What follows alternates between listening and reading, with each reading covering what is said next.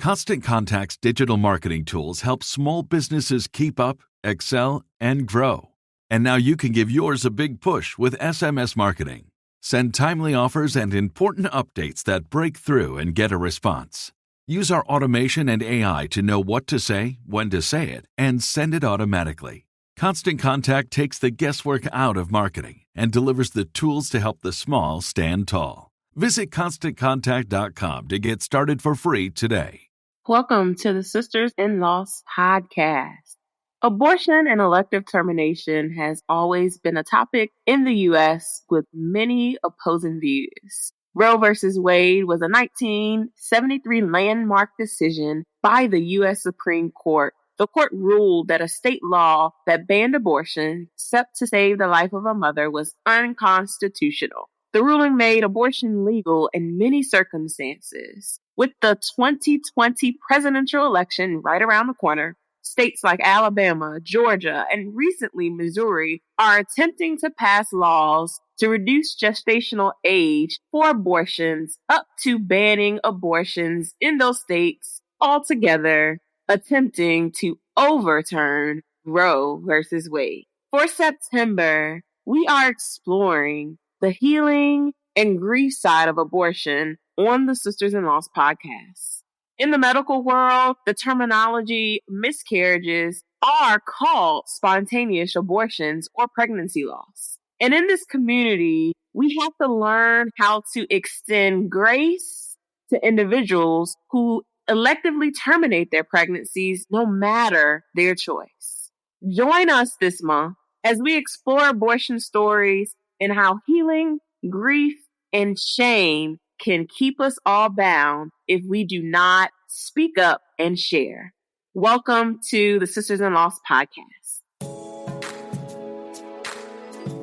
You're listening to the Sisters-in-Laws podcast, a faith-based grief and loss podcast for Black women, where you will hear stories of miscarriage, infant loss, stillbirth, and infertility to learn there is a testimony in tragedy. You will learn how to heal, gain clarity, find hope and peace, and turn your pain into your purpose after loss. I'm your host, Erica M. McAfee. Welcome to episode 114 of the Sisters-in-Laws podcast. After becoming unexpectedly pregnant at 28 years old, today's guest fell into a deep depression due to the circumstances of her pregnancy. Tiffany Nicole takes us back on the journey towards healing from the trauma of abortion and losing an ex to another woman. This episode is for you to listen to if you have ever been in a situation where you were stressed and depressed, it made you physically ill, and how love and therapy can move you out of that depressed state. Here is Tiffany Nicole. Well, thank you, Tiffany, for being on the podcast. Yes, thank you for inviting me, Erica. No problem. So I'd like to begin with you sharing a little bit about yourself and what you do.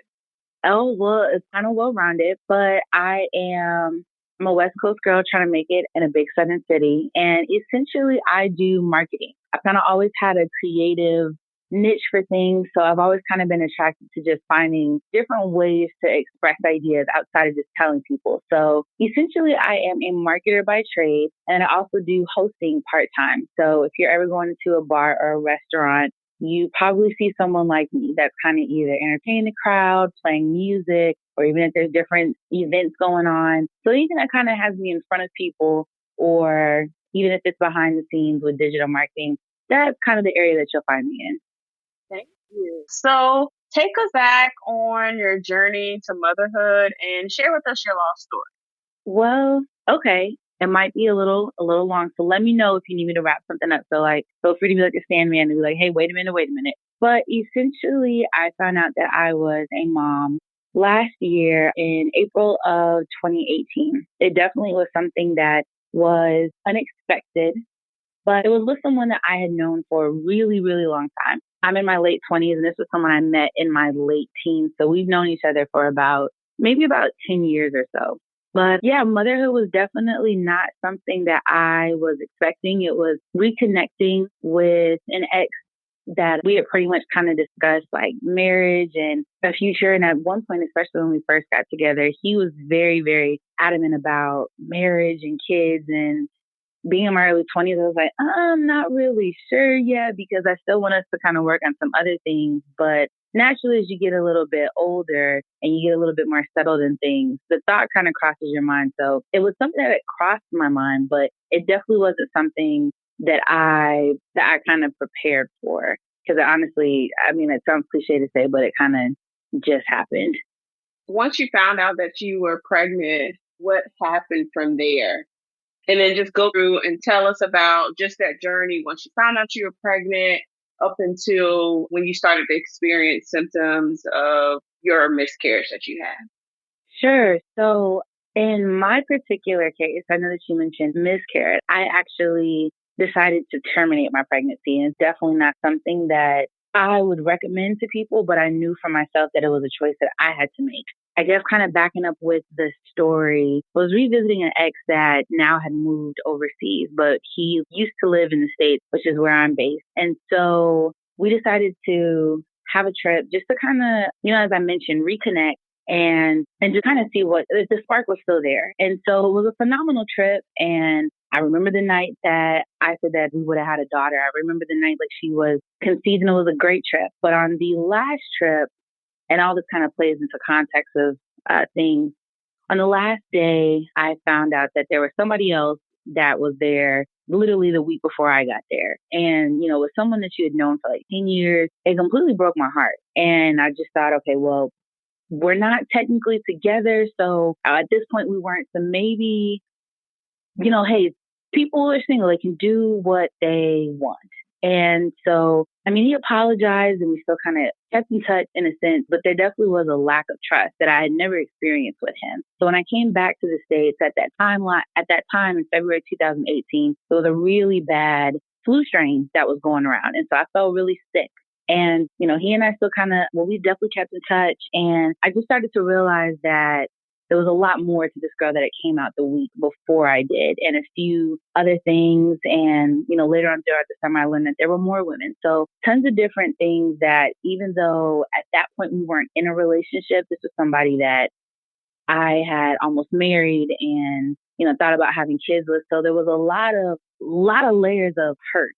And I ended up finding out that I was pregnant 3 months later. And the reason why it kind of took so long was because with this ex, there were a lot of things that I learned along the way that he became someone that I didn't recognize. From the more I found out about this other woman, he took us to the same places, literally had us almost pose in some of the same locations. A lot of stuff that I thought was supposed to make my trip very unique ended up being a replica of hers. And my goal kind of coming out there was like, hey, we've already talked about marriage and kids. Like, this time I'm really ready. Whereas before in our relationship, he was the person that was a little bit more adamant and family oriented than I was. So finally coming around to it, essentially was equivalent to shooting your shot, I guess, and realizing that you never really had a chance because somebody else was there and you got the sloppy leftovers. So honestly, Erica, that threw me into a heavy depression because, again, this was somebody I had known for almost a decade of my life. And as I mentioned, like, I do hosting and things. So after some of my shows, I get free drinks and things. So I turned to some really bad vices. And so when 3 months later, I started to feel a sense of nausea, I thought, okay, maybe crazily enough, this is just maybe it's from drinking too much. Maybe it is something from the flu strain. I didn't think that I was pregnant. I literally just kind of thought that I really didn't think much of it. And something told me it was like, okay, go take a pregnancy test.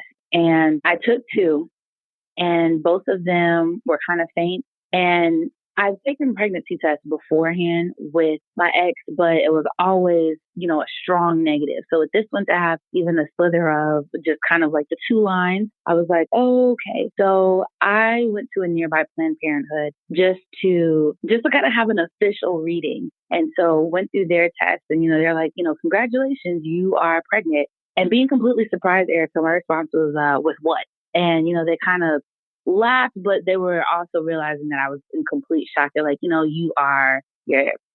pregnant with a child. And I'm like, I just got a job at a Fortune 500 company. I had, was getting ready to save up for a house. There were a lot of things I had locked in. And I didn't think about a child, but I thought, okay, you know what? It's with him. I'll be fine. And so I asked them, I said, possibly what would be, if I wanted to have an abortion, what would be like the timeline? And they said, well, you're pretty far along, but, they recommended me to another center that kind of had more open timelines because they were pretty booked. So I ended up going to Birmingham, and I wouldn't end up that center, but I went there and pretty much did the same test with them just to kind of confirm. They ran blood tests, and through the ultrasound, I found out I was 11 weeks pregnant, and pretty much they were letting me know that I needed to make a decision pretty quickly, because in certain states, you can't have an abortion after your first trimester is almost complete. And then if you do go other places, the procedure becomes more expensive because naturally the baby's more expensive. So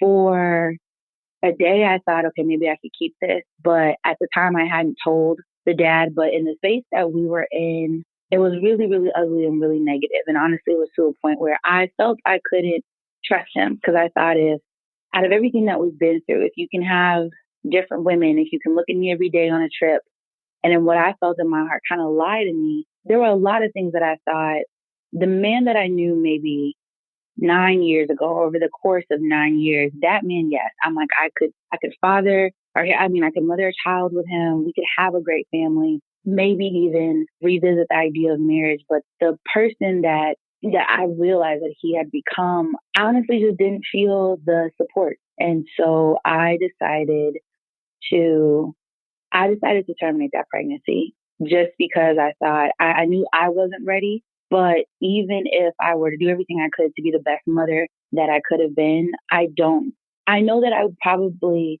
might have had some kind of support, from him. But I just really felt in my heart, I was like, if I can't trust him, how can I possibly be a parent with this person for 18 years? And so I ended up terminating the pregnancy. Thank you for sharing that. So after you terminated the pregnancy, did you go back and let him know about the termination? And could you share with us his thoughts on it, on just the whole process, or did he come back around? Just kind of share with our listeners just that whole after you actually had the termination, and just really how you felt and how you communicated that. Yeah, so I'll call it a mistake. But the first mistake I did is I came back home and just acted like nothing happened, because I thought I went out of state to get this done. So I'll kind of keep this tucked away, and I think I'll be fine. I think I'll be okay. And so May came around. I jumped into my side hustle, which is the hosting. I did that to distract myself, get some extra money coming in, and I thought I would be fine. So I'm like, okay. May went by, Mother's Day passed, and I felt this wind just kind of like, still didn't really hit me that, like, okay, I was carrying a life, because I really didn't know until I started to experience morning sickness, and that I was like 11 weeks pregnant. So what really hit me was June. At the time, the company I was working for, we were working on a whole bunch of campaigns for Father's Day. And, at Planned Parenthood, and even the center that I went to that actually performed the abortion, they do give you pamphlets, and they give you things that try to tell you, here's hotlines you can call, here are different things that here's different people you can reach out to. But I didn't think, I'm like, I don't need this, because I've made this decision, so I'm fine with it. But I ended up telling him sometime in June. And that's because, like I mentioned, Father's Day was a big thing in the office. And I didn't think that he would necessarily believe me, because I'm like, social media sometimes has a sick way sometimes of kind of being like, if you want to play a prank on somebody, say that you're pregnant on Father's Day or something. And I don't really get why people would do that. So I thought that he might think that I was joking. So I let him know via text, because at that point we really weren't communicating, and I didn't want to have any conversation with him, because I thought I made this decision. So I had my best friend in text. So I was like, if he has any questions, because she was the first person I told, and she's very close to he and I. So I said, let him know, everything. If he has any questions, have him go through you, because I didn't realize it was starting to emotionally hit me at that point, Erica. I just thought, I'm dealing with it on my own, and I definitely don't want to hear the feedback from him. But he was shocked. And at that point, earlier, he had kind of told me in the previous months, like, we don't really need to communicate about a lot of stuff. But with this in particular, he's like, well, we can talk if it's just about that. And I didn't say anything because he was just like, I wish you would have told me. We could have talked through this. Maybe we could have worked something out. And to fast forward through the rest of the summer, his stance kind of changed a little bit, as did mine, because we went in opposite directions. I knew that he had always been the type of person that always wanted kids and a family. And I knew that I eventually wanted those things. But now I think actually having gotten to the point where you're, laying on the table and you're looking at the ultrasound and you can see what I would have called her my little butterball. Seeing her on that screen, and hearing, the murmur of a heartbeat, it makes things real. And so I continued to get worse. There was a lot of stuff that I didn't even think about, a lot of triggers. For me, because I paid for my procedure in cash. I didn't want any trace of this happening, so I didn't even put it on my card. So I didn't pay for, I had the suction procedure, but I didn't pay for, I guess, like the anesthesia that makes you fall asleep. I was numb throughout the procedure, but I could still hear and see things. So surprisingly, Erica, vacuum cleaners were a trigger. If I heard any form of a section, it literally would send me into tears. And I didn't know where that came from. And trying to talk to him about it, I started to kind of realize that he lost the idea of a child, whereas I actually went through it. And there were tons of things. It was dealing with trying to get over it, realizing what I did, losing a child, and then losing a relationship and a best friend with someone who started to grow into like, okay, I can help you and we can talk about this. But if we do, we only have 30 minutes because he's overseas and he was living his best life. So, okay, we can talk, but I'm getting ready to go on this trip, or we can talk, but I'm only giving you 30 minutes, or we can talk, but only about this and not that. And it really started to switch to, we could talk about different things, but we couldn't talk about our child. So I thought in the beginning that he would be someone that would be very open about going through this process together, because we have done everything together. But this was something that as the months went on, and I'm trying to heal with him, but also trying to figure out like, wait, were there other women? Was, just going through all these different things, I emotionally just started to crumble, whereas I felt like he became very distant.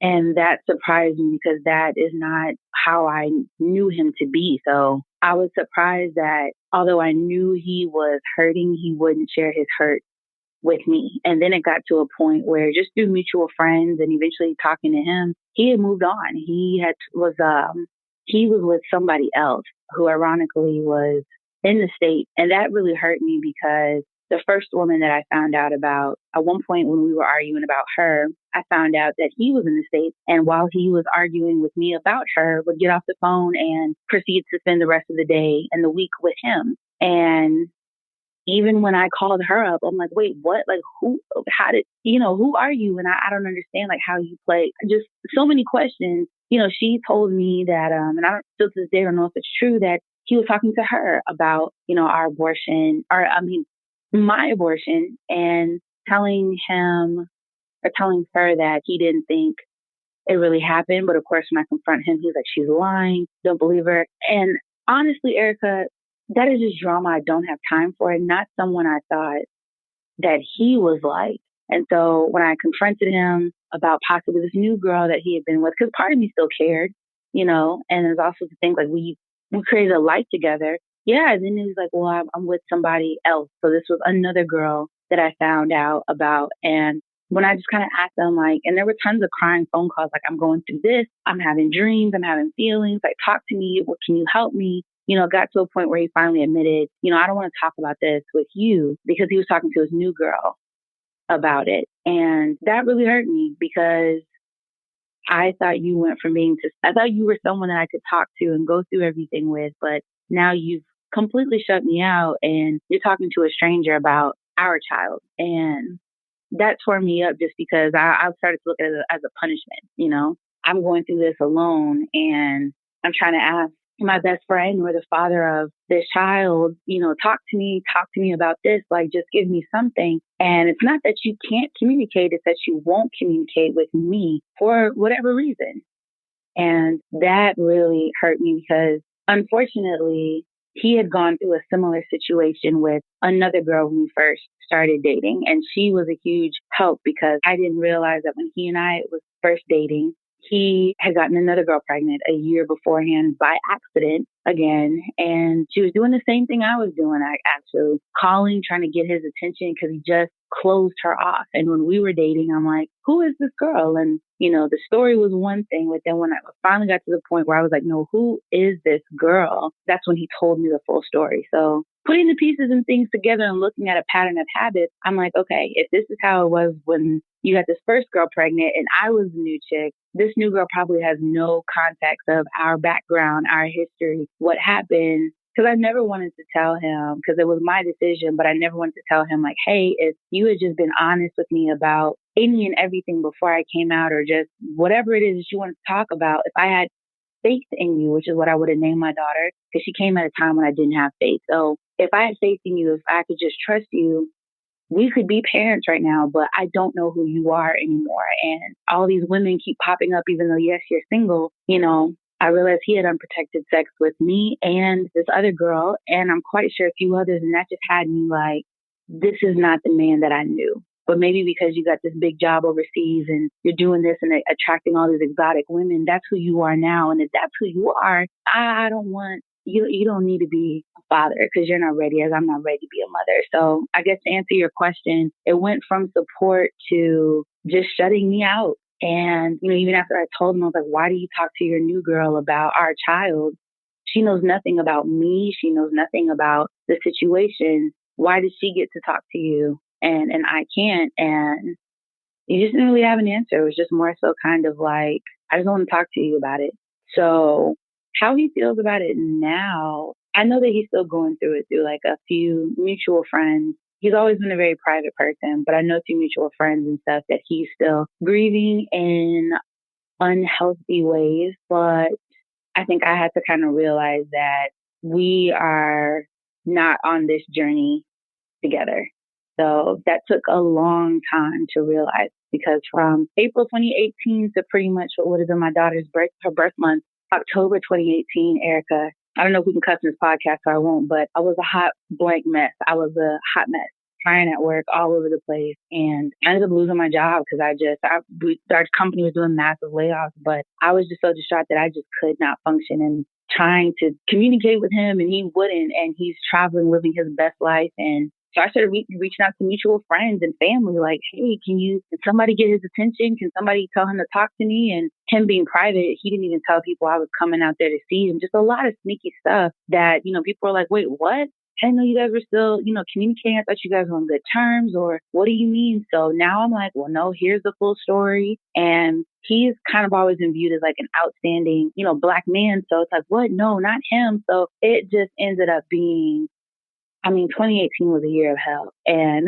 a lot of drama and tears. And I kept trying to turn to him, but at some point I had to realize from his actions and until he finally told me to get out of his life that he was not going to help me. Hearing that. Our Healing in Prayer Summit is coming soon, just in time for Pregnancy and Infant Loss Awareness Month in October. The summit will be held on Tuesday nights for the entire month of October, beginning on October the 1st, 2019 at 7 p.m. Eastern Standard Time. Registration to the Healing in Prayer Summit is free. And guess what? Everything is going to be online and live.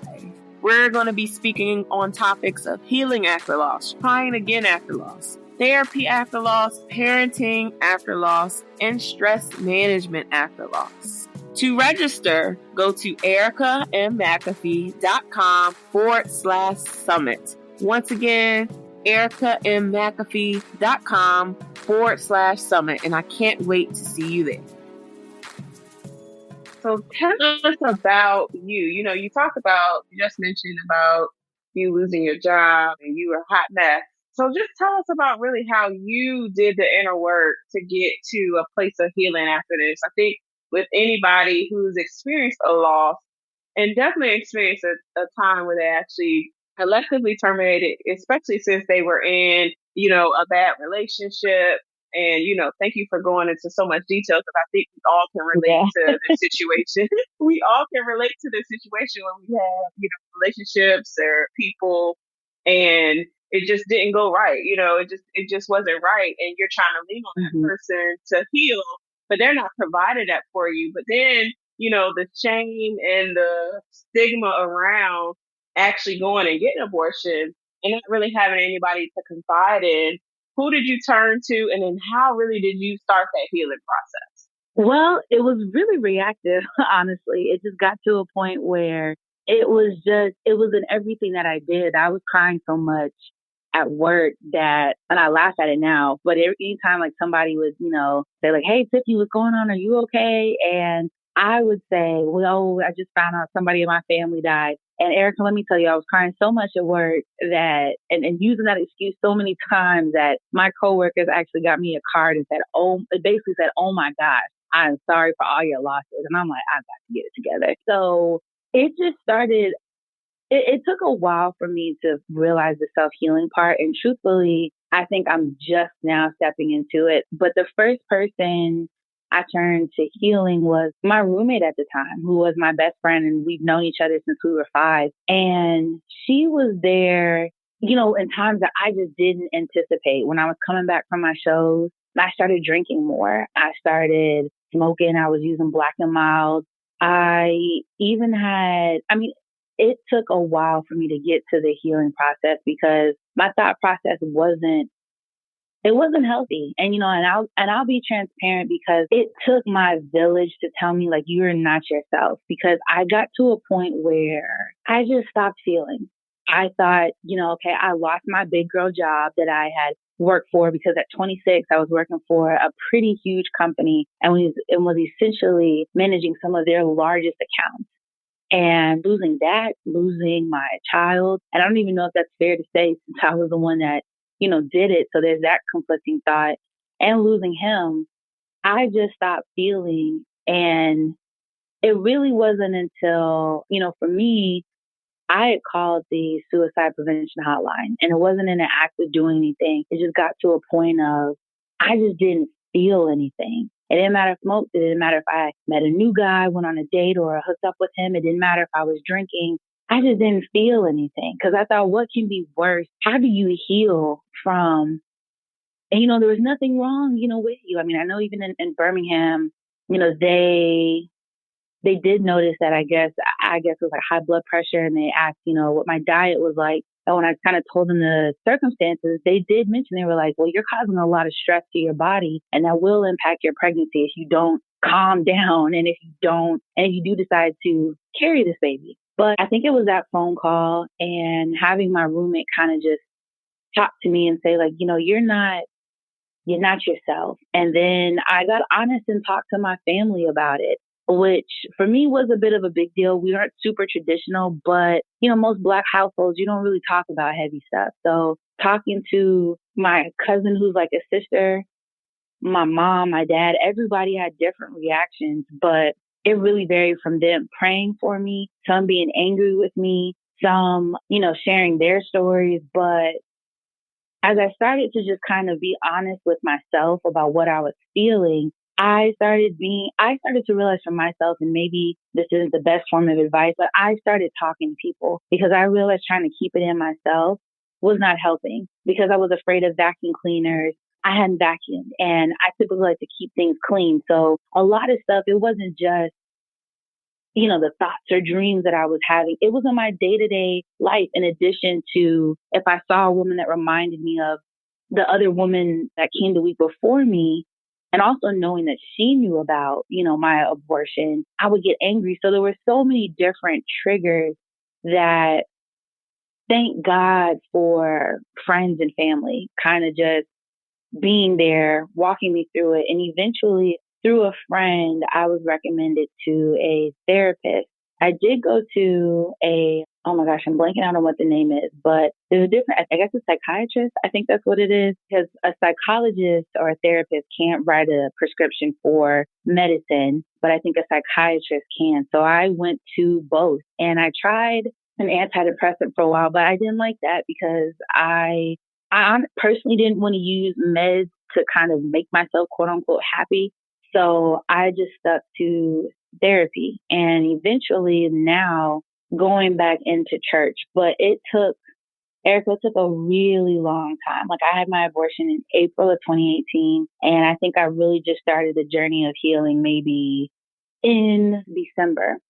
So for me, it was close friends because I didn't want judgment from anybody. Even talking to some of his friends about it, that because we had tons of mutual friends. So talking to some of his friends, but even with that, that didn't really help. Oh, and I also have to give a major thank you to his sister-in-law, who is like a big sister to me. We were always close and said we'd be close no matter what. But she was a huge help in just kind of because it was between her and the other girl that he got pregnant when we first started dating that I felt were the only women that understood and didn't wholeheartedly judge me because the sister-in-law came from a stance of, okay, well, this is, maybe where he is, or, here's the family dynamic, a lot of stuff that was just playing into it. Cause at one point his mom found out and I thought that she would be really supportive, but, she started telling friends and family that I not only was lying, but that I was doing this for his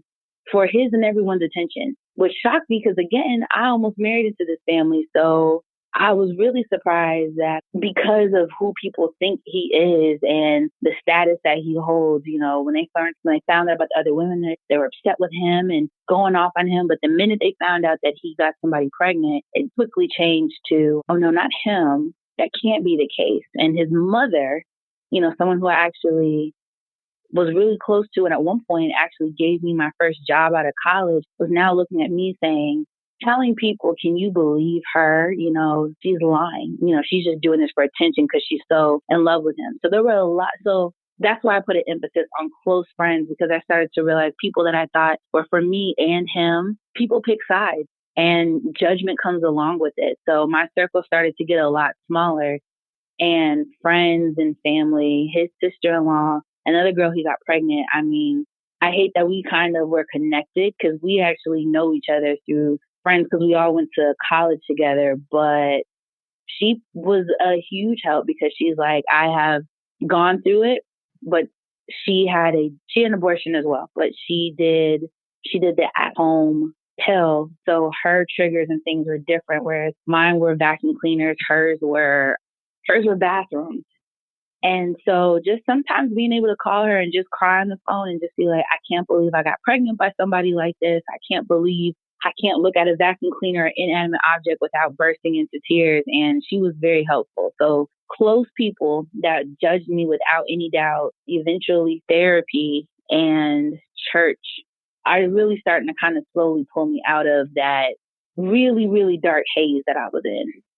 Absolutely. So tell us about just kind of where you are now and how do you feel about sharing about your abortion and what advice that you could give other women who have gone through elective terminations like yours so that they won't be shameful or just feeling silent about it and being more truthful about the decisions that they made and then just really how they're healing through the journey.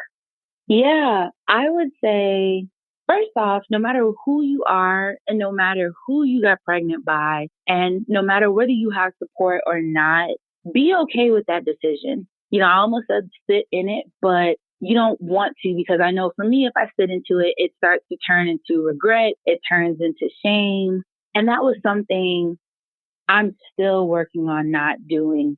So the first thing I would tell somebody is understand that you made a decision for whatever reason that you felt, and know that you made the best decision for whatever reason. In my case, I stick with the fact that I made the best decision for myself, because while this was a man that I really loved, and I knew if I kept the pregnancy, if we did get married, we just would not be happy.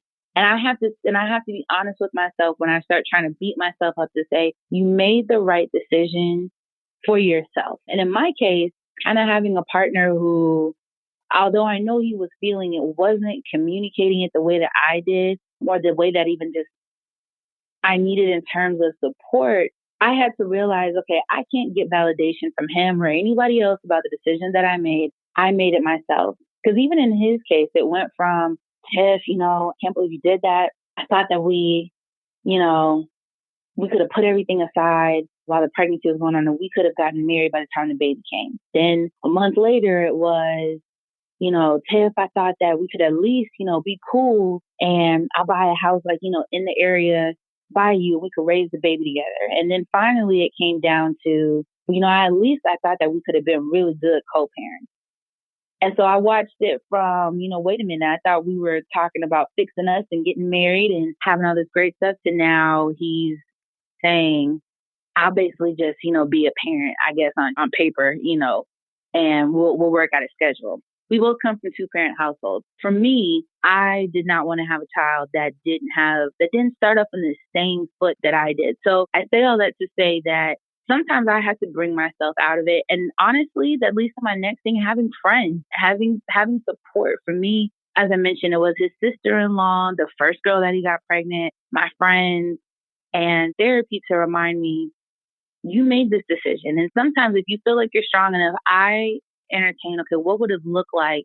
What would it have looked like if I did keep this child? Well, it would have been a really, really hard pregnancy because his mother, my child's grandmother, doesn't even think that the pregnancy is real. Or, this close friend thinks this or that person, lots of mixed reactions. And this pregnancy taught me, I knew it beforehand, but this pregnancy taught me that is something to be celebrated.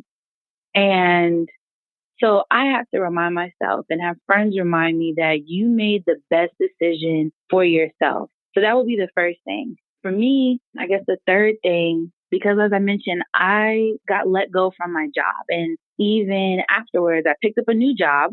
It was paying less, but hey, a job is a job. And honestly, still was in that same haze. I still wasn't as dark as I was when everything was happening. Because like I mentioned, I was crying at work. When I found out about more girls, there was a point where I even fell out at work. I was a mess, and that's just not who I am. So I was naive and thought I'd just roll into another job, make work my scapegoat. And that didn't happen because I actually just got let go last week and from my new job. And that's when I started to realize that, you know what, I can't hide from this. So with limited resources, my biggest thing was going to church. I did think about going to like support groups with other women that can talk about it. But I know for me, I am a huge empath. So sitting in a room of women that are going through the same thing as I am, I feel like I would have gone home and felt even worse. So church, it's free, but church, honestly. And I felt like every sermon felt dedicated to me. So one of the things that I'll mention that my therapist recommended was she was the first person that said, even if you were married to him, you would still go through this by yourself, because even if you were a perfect couple and everything worked out, a woman spends 9 months with a child because that baby is literally inside of you. The man doesn't get to touch that baby until the day that it's born, but a woman has 9 months with that angel. So my therapist had to remind me that even if you all were married and everything was perfect, you would still go through these same emotions by yourself. So she used to keep telling me, you need to get into self-care. You need to focus on you. It doesn't feel like it because getting validation from him, you're just continuously disappointing yourself and truthfully beating yourself up. So she recommended a few techniques. For me, as I mentioned, I was still hurt over not having my best friend in my life. One of the things she recommended was to write a letter to him and my daughter and to read them out loud to a close friend and then burn them. And now, Erica, when I heard that, I thought that's just so silly and so stupid. How cliche. That's what they do in rom-coms. Like, who does that? But I was like, hey, she's a professional. I pay her for this. I'm going to go with what the lady says. So one day after church, a friend and I do just that. And getting through the letter to Faith was very easy because that's another thing. I started journaling. And that felt like my safe place, whether I was happy, had dark thoughts, even when they were suicidal thoughts. I wrote those down. I needed to get these thoughts out of my head because when you keep things to yourself, and that's why I think it's so great that you have this podcast, honestly, Erica, is because when you keep these thoughts to yourself, there's no reality to tell you, hey, wait a minute, that's not real. Because it got to a point where I was having vivid dreams about my child, to a point where I would have dreams about her and wake up and literally expect to see this brown butterball in my bed. And, I'd start flipping up the sheets like, okay, wait, she was just here. Or one time I had a dream that she was in my living room, and I go there and it takes me about 5 minutes to realize that wasn't real. And I'd break down. So writing those dreams out, talking to people, getting it out of my head, compared against reality that I may be crazy, I may be losing my mind, but get through this. So reading the letter to my daughter felt natural because I talk to her all the time. I write to her as often as I can. That felt natural.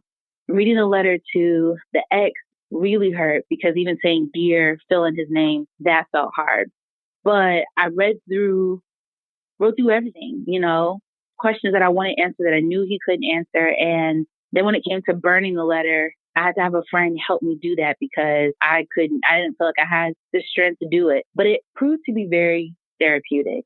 So, for anyone that's going through the same thing, first off, I think if you feel like you're ready, talk to somebody about it. You don't have to go on the path that I did because I lost it. And so I was trying to talk to him, anybody that will listen, just to get him to come talk to me because I thought I could not do it by myself. And sometimes I don't think that I can. But right now, I'm kind of in the space of honestly starting over. I've decided to pursue hosting 100%.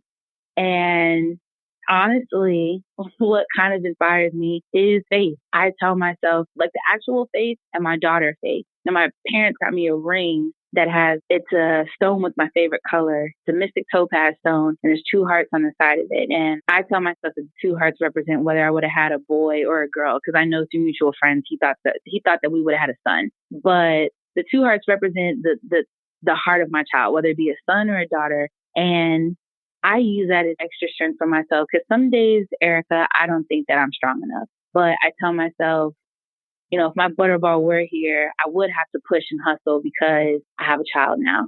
But I am learning to really sit and make decisions with myself and to be okay with that. I hate that I had to kind of step into that confidence through my daughter, but after kind of realizing that it's a decision that I made and it's a decision I thought that was best for me, that's all I can give myself. And I actually was talking to my cousin's husband the other day, who's like a big brother to me. And I told him about it because I was just getting really emotional at work today. I had a day where I was just started to feel my eyes getting really watery and I didn't feel like talking to anybody, which in my industry, you got to be social. You have to be upbeat. And he said, if you can't forgive yourself, have mercy on yourself. And when I asked him what mercy meant, like in my case, he's just like, be easy on yourself because it's a decision that you have to live with for the rest of your life, but go easy on yourself.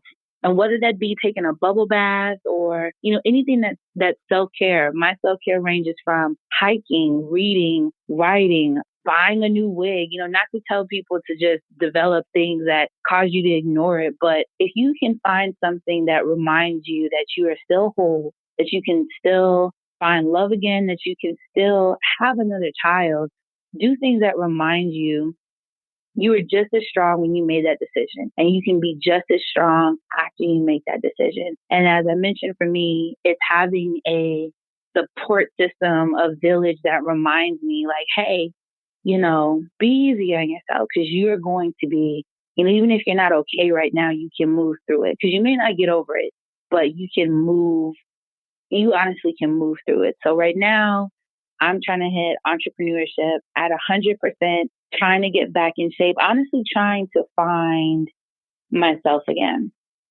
But it's reminding myself every day that, yes, I made a decision and it's not one that I liked and I wouldn't want to make it again or wish it on anybody else. But, per my cousin's word, like my big brother's word, have mercy on myself on the days that I feel like, oh, I can't believe I did that. But it's like, hey, you did what you thought was right and I'm still somebody.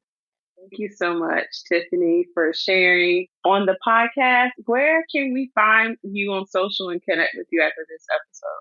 So I am really trying to take off on posting. So my biggest link is going to be my Instagram. So it is literally at Tiff, but it is a little long, but it's phonetically spelled out. It's TEA_EYE_EFF_EFF.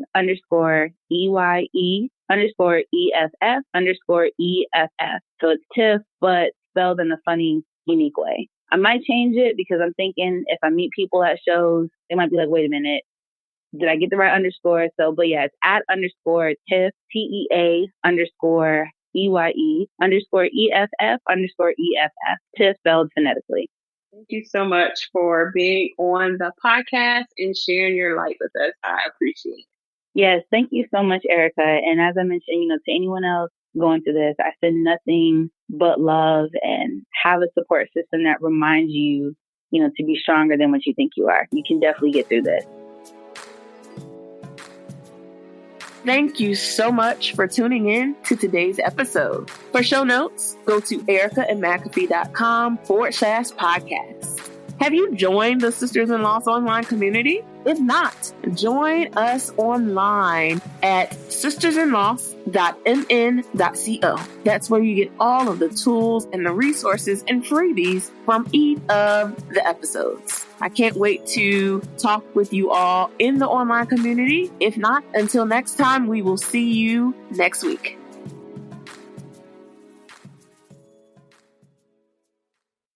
Constant Contact's digital marketing tools help small businesses keep up, excel, and grow. And now you can give yours a big push with SMS marketing. Send timely offers and important updates that break through and get a response. Use our automation and AI to know what to say, when to say it, and send it automatically. Constant Contact takes the guesswork out of marketing and delivers the tools to help the small stand tall. Visit ConstantContact.com to get started for free today.